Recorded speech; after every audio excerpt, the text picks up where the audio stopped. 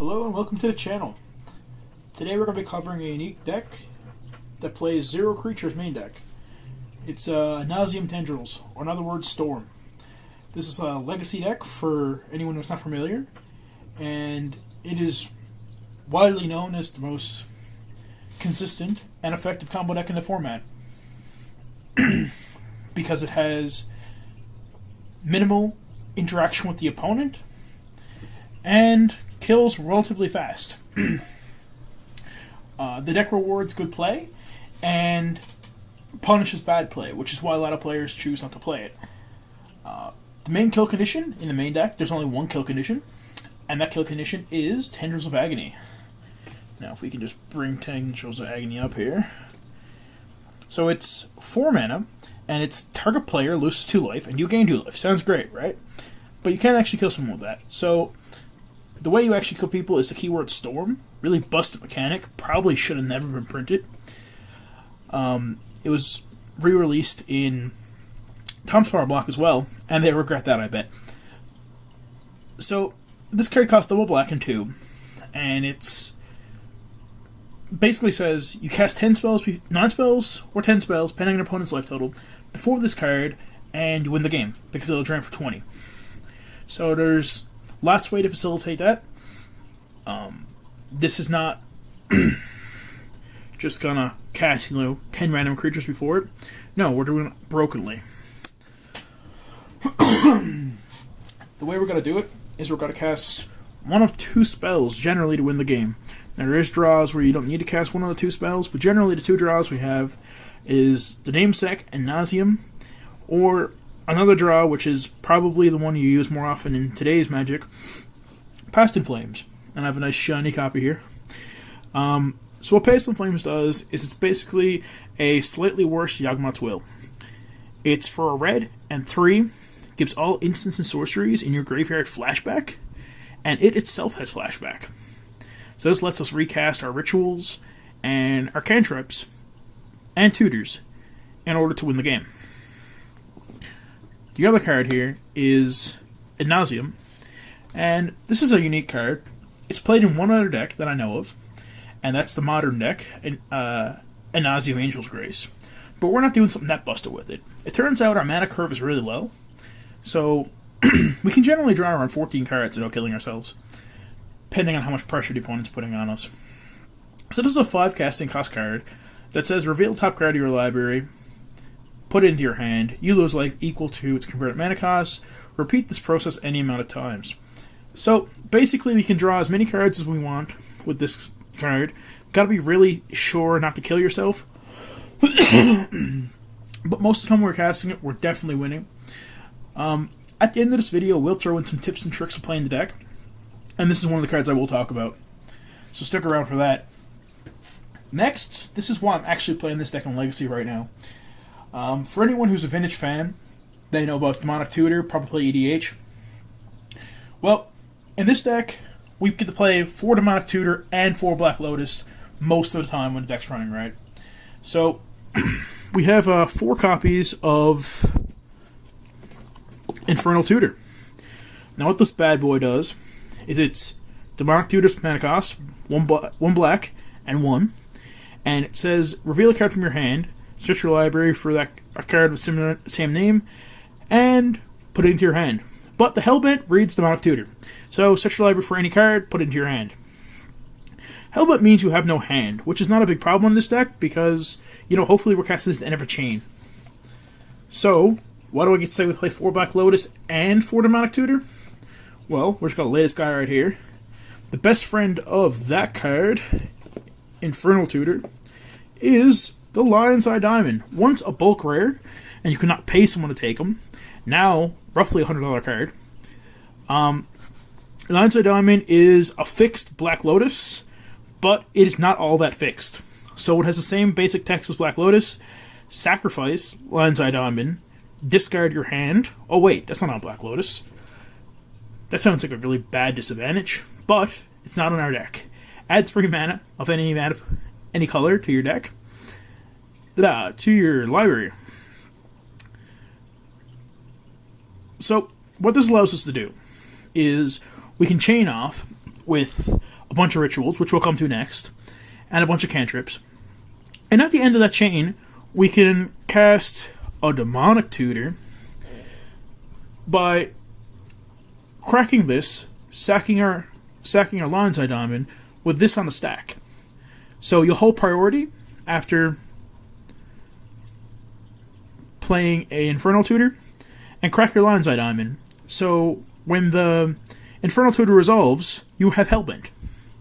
And you get 3 extra mana for when after it resolves. So this is a key way of killing fast. So this is one of the main reasons I'm playing the deck right here. This interaction is just so broken. And it leads to so many quick kills. Because one of the biggest problems in the deck is actually finding your 1-win condition, which is Tendrils.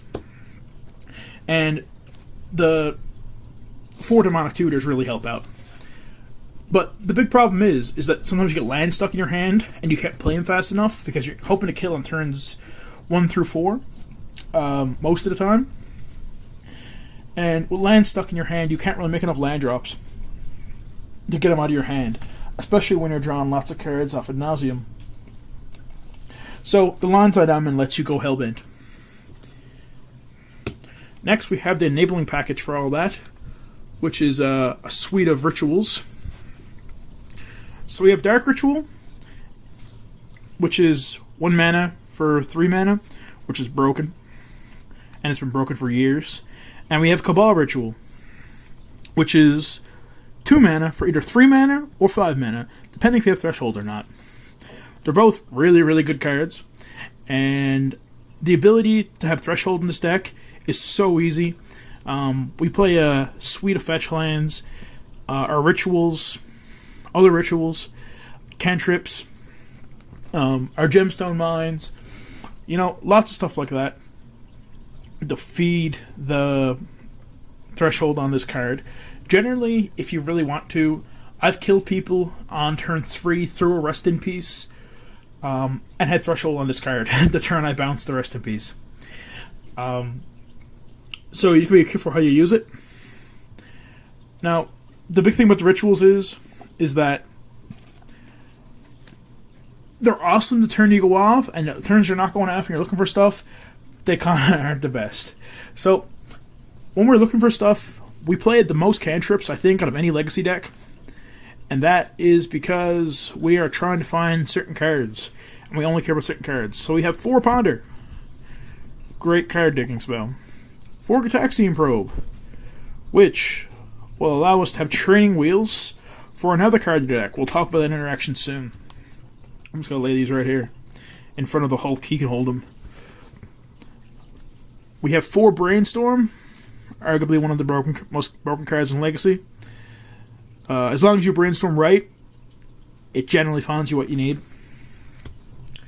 We have 4 Preordain, which is one of the most highly contested cards in the deck. This deck has been mathematically broken down to, I'd say, roughly, of the 60 in the main deck, I'm willing to go on a limb and say 66 to 67 of the cards, 56 to 57 of the cards are almost lock-ins for functionality. This is one of the cards people change. They change the number on this sometimes. Sometimes they play a Grim Tutor, and some people play Chromox in this spot. Some people play Sensei's Divine Top. Me, myself, I prefer the blue cantrip. It seems to work well, and if it's not broke, don't fix it.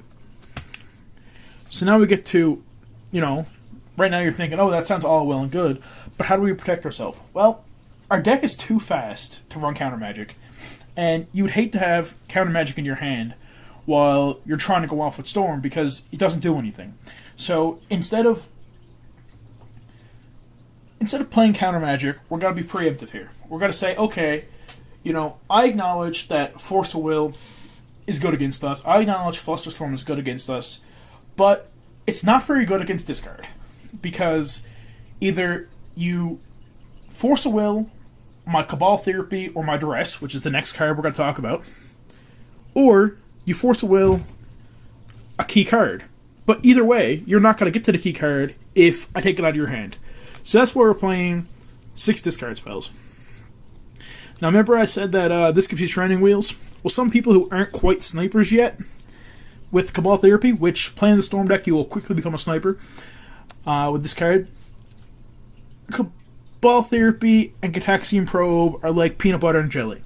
They really, really go well together. So, against some decks, one of your best plays is turn 1 Gitaxian Probe, see your hand, Cabal Therapy you.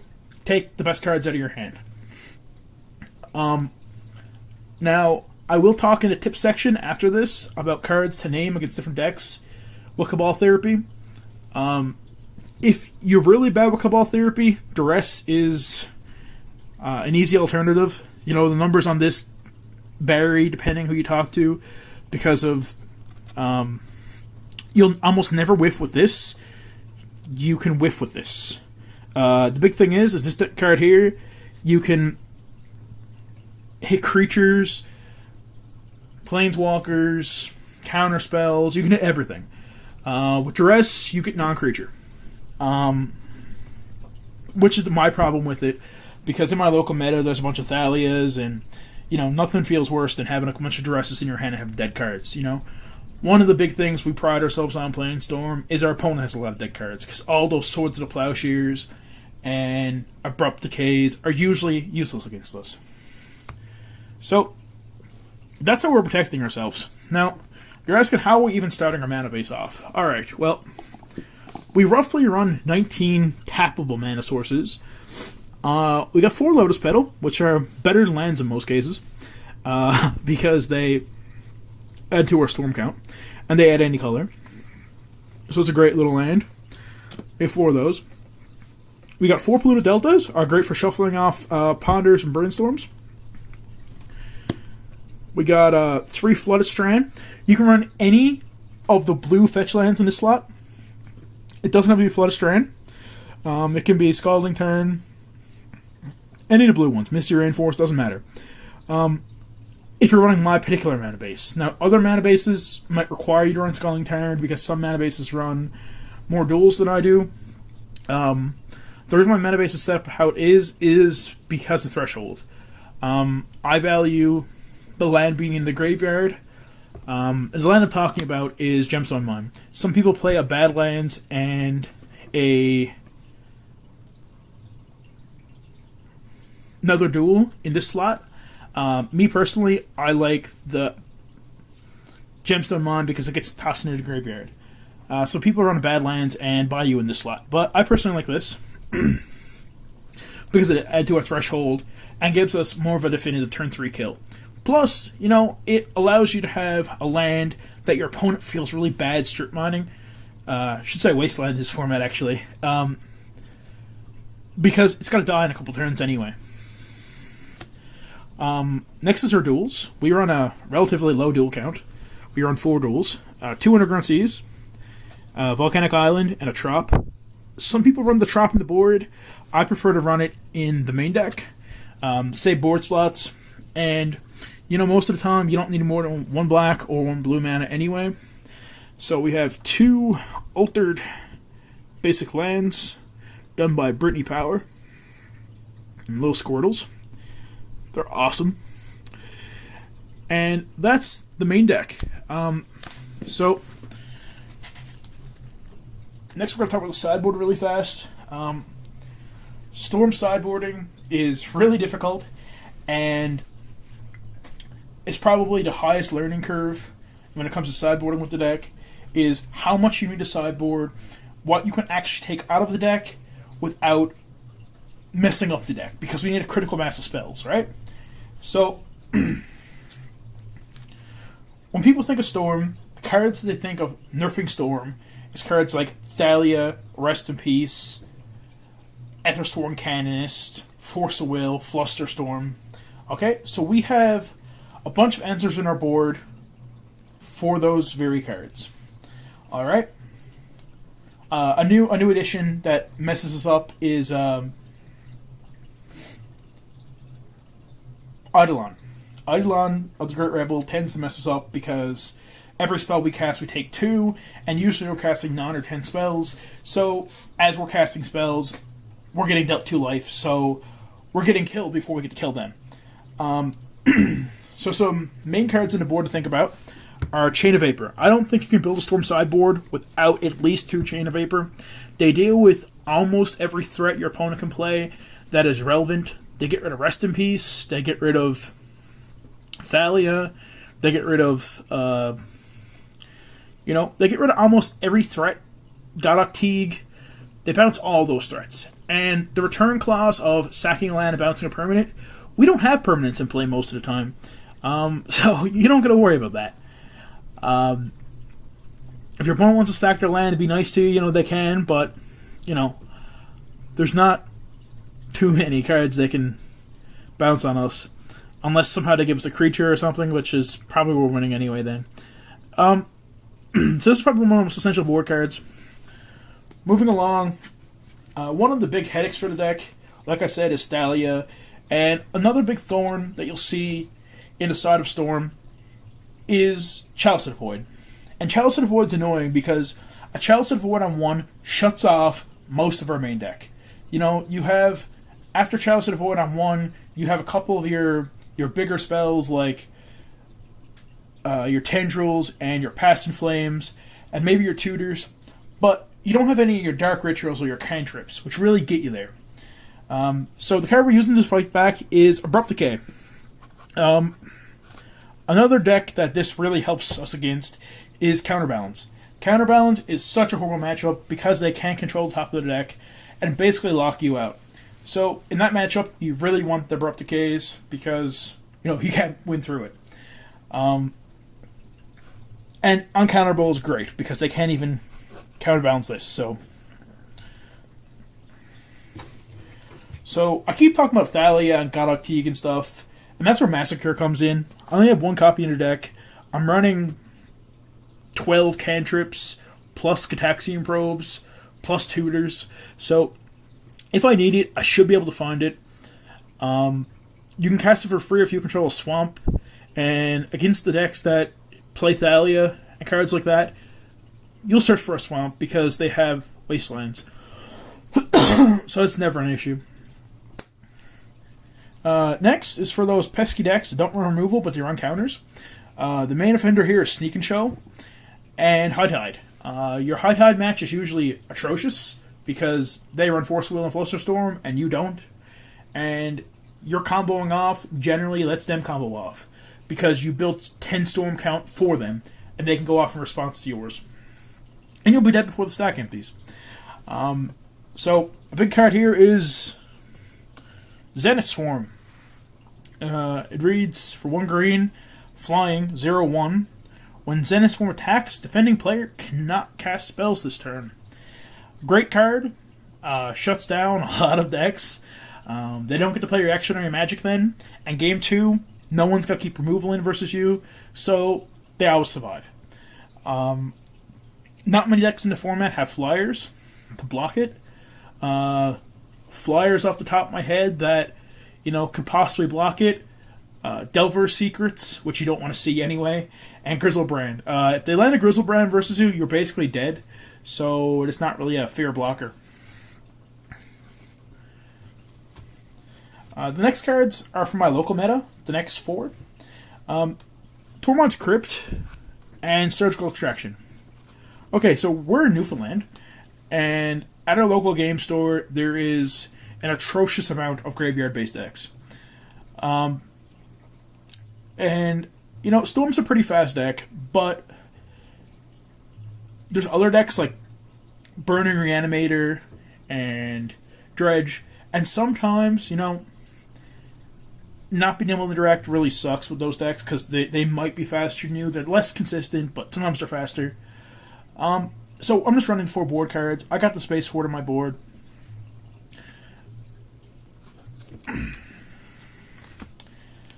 Next one is a Empty the Warrens here. And that card's great versus decks that are faster than you.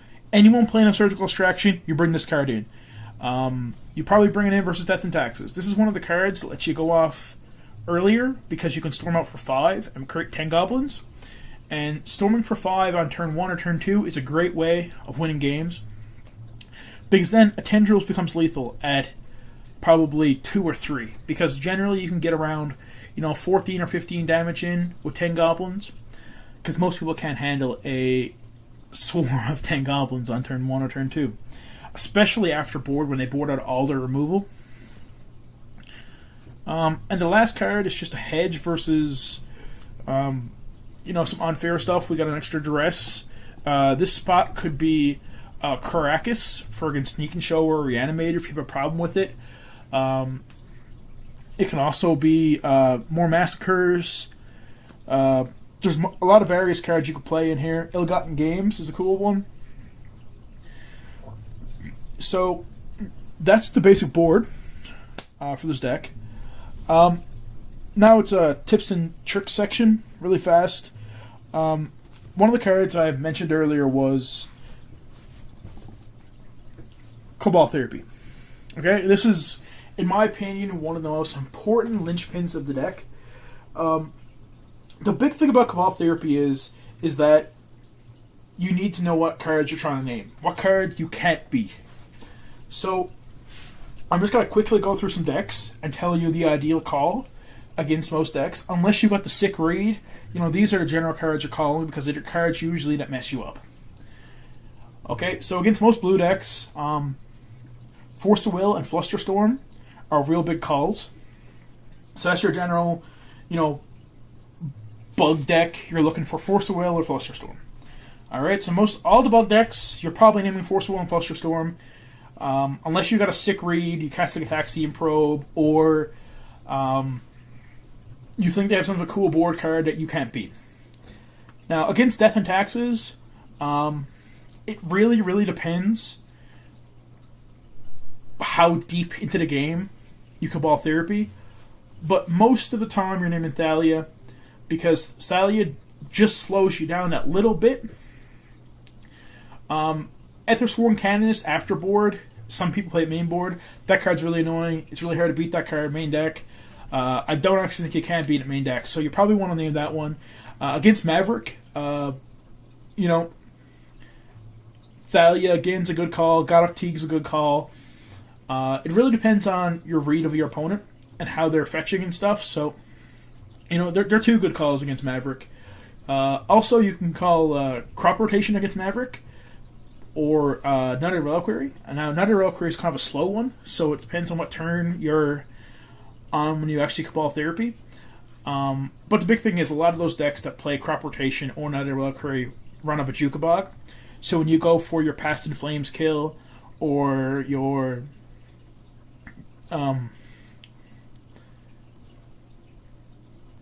Cabal Ritual, they'll usually nerf your graveyard in response, which makes it very, very inconvenient for all the math you're doing. Against lands, yet again, you're naming Crop Rotation. Mono Red. This is a new one. It used to be a pretty good matchup because it used to be a race for who could get more spells into their hand that did relevant things. Now, one of the cards you really have trouble beating is Eidolon the Great Rebel. Game 1, if that card resolves, you can't beat it. So, there's a couple strategies against Eidolon the Great Rebel. Not all of them are the best. But Game 1, what you can do is you can ramp out a quick Ad Nauseam. A quick Tendrils. Even if it doesn't kill your opponent, it'll give you a nice buffer of life. And maybe you can use that buffer to let yourself combo again the second time using Past in Flames. But most of the time you're naming Eidolon the Great Rebel with this. Yet again, unless you got a sick read on your opponent. Eidolon the Great Rebel against Mono Red. Against Sneak and Show, this is an interesting one. So, against Sneak and Show, it's a really weird matchup because their combo is devastating, your combo is devastating. Theirs is a lot easier to pull off than yours. A lot less math. It's kind of like, oh, here's a big fatty, and your day's over. Interesting things I figured out, though. Emrakul is not a big deal. 15, as long as you're not at 15 life, you don't really care. Because Annihilation does very little against you. We need one land to go off most of the time. But Grizzlebrand is the problem. So, when you're naming cards against Sneak and Show, you want to, first, you got to figure out if this is the turn you're going off or you need time. If it's a turn you're going off, sure, you can name Force of Will, or Spell Pierce, or Flusterstorm. But if it's not the turn you're going off, if you're just casting this to buy time, which you do a lot in this deck, you're naming Grizzlebrand, or their combo piece. Because you can't beat a Grizzlebrand. Or resolve Grizzlebrand, they just draw a million cards, and they can probably land Emrakul and 21 you that turn. You know, that's not a good feeling, to get killed by Grizzlebrand and Emrakul. But, you know, even if they don't draw the sneak attack to kill you that turn, you know, it's not a very good sight to draw, like, 10 counters against you, because we can't win through counter spells if we don't have discard. So there's some basic tips for how to Cabal Therapy against different decks. I think in the list below, I'm going to try to include more cards you could call Cabal Therapy against different decks. Well, thanks, guys. This has been Storm. As promised. And, you know, next video is hopefully got to be EDH Goblins. It was sure to be fun. Well, if you stuck around the whole time, thank you so much for listening. And I hope you pick up the deck. It's a real fun deck to play. The better you get with it, the better you do with it. I know that sounds kind of, you know, obvious, but it's a deck that really, really rewards solid play. If you like what you see, subscribe.